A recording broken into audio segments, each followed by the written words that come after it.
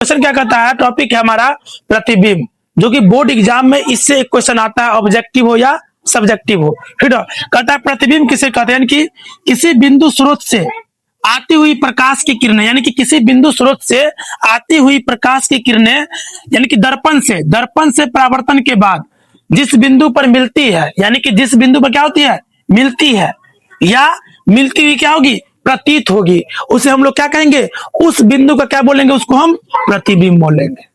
क्या बोलेंगे, प्रतिबिंब बोलेंगे। अगर प्रतिबिंब के प्रकार की अगर बात करते हैं, यह दो प्रकार का होता है, एक होता है वास्तविक प्रतिबिंब, एक होता है आभासी प्रतिबिंब। और याद रखना, आभासी प्रतिबिंब को हम लोग काल्पनिक प्रतिबिंब के नाम से भी जानते हैं। ठीक ना, तो यहां से आप लोग से ना अंतर पूछ लेगा, वास्तविक प्रतिबिंब और आभासी प्रतिबिंब में अंतर 2 मार्क में। ठीक ना, देखो होता क्या यहाँ पे, कहेगा पहला अंतर है, यह किरणों के वास्तविक कटान के कारण बनता है। कौन सा, वास्तविक प्रतिबिंब।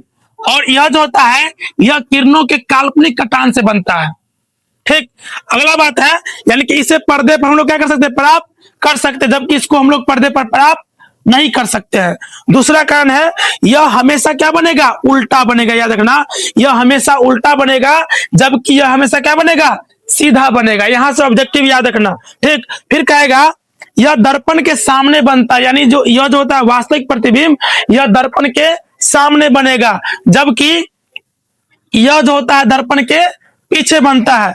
अगर उदाहरण की बात करते हैं तो सिनेमा के पर्दे पर जो दिखने वाला जो चित्र होता है वह कैसा होता है, वास्तविक प्रतिबिंब का होता है, जबकि समतल दर्पण में दिखने वाला जो हमारा चेहरा होता है वह कैसा होता है, यानी कहीं ना कहीं काल्पनिक प्रतिबिंब का क्या है, उदाहरण है। तो आशा करते हैं आपको यह वीडियो काफी पसंद आया होगा, इसको देख लीजिएगा। वीडियो पसंद आए तो इसको अपने दोस्तों में क्या करें, शेयर करें। तो मिलते हैं एक नए टॉपिक में नए उदाहरण के साथ।